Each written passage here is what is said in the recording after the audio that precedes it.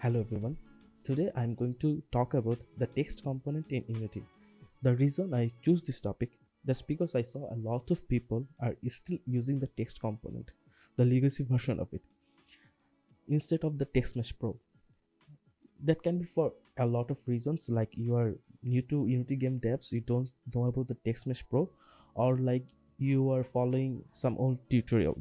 So in our video, I'm going to show you like both text and TextMeshPro side by side and give a basic idea. At the end of the video, I hope that I can convince you to use TextMeshPro instead of the text. So let's get to it. So this is our starting scene. As you can see, I have only one canvas on my scene, a container, also one container for text and one for TextMeshPro. Right click on the text, UI, go to legacy and text, and take a look. Unity in this Unity version is already showing me that text is legacy version, but on the previous version maybe it's not the case. Okay, so let's get text and expand it, and for the text and go to middle base fit, so let's take the full spaces. Now right click on the TextMeshPro container, go to UI, then TextMeshPro. If you do that, if you don't have TextMeshPro imported on your project already, I'm going to show you, okay, you need to import the TextMeshPro essential. So you can import. Now copy this text, paste it here, middle, take the full spaces. Our reason it's not showing that because of the colors, so just make it black. See, you can also do auto size, so it takes the full size. Okay, there is also another way you can import TextMeshPro asset. You go to window, TextMeshPro, import essential resource. You can import it, but I already imported assets, so nothing to import here. You can take a look side by side, like font style on the legacy version of it, it's just a simple 4 types of. But if you go to TextMeshPro, you can go to a lot of version already preset ready for you to use. Okay, also you get a lot of other settings, like you can bold, italic, underline, but on text you don't have that options.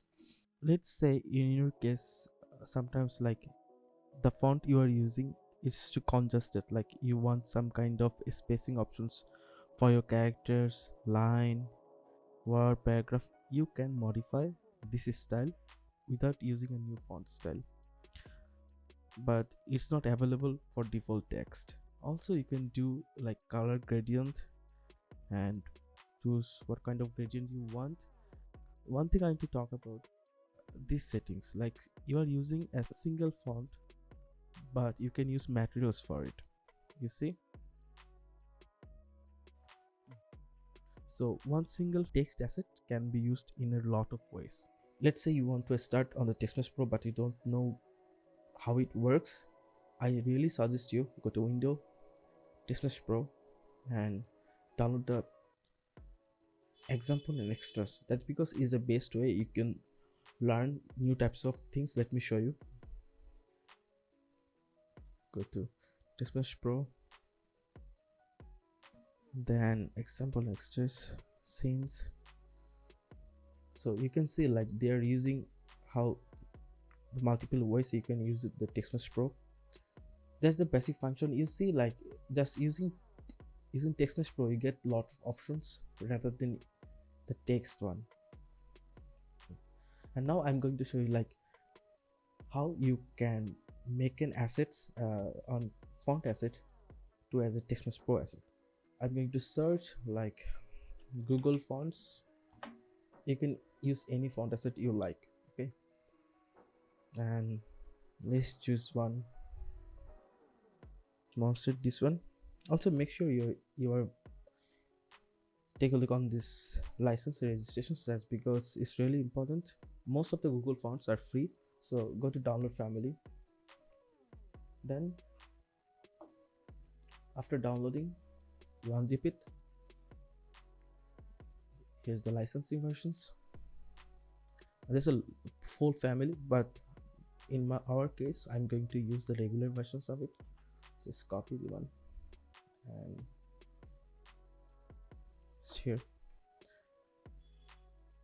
Now one tips I will say, like every time you're using a third-party text, make sure you also have like the license for it on your project folder. That because if somehow someone claims it, like you can show them that this one that you are using, so you don't have to look for again.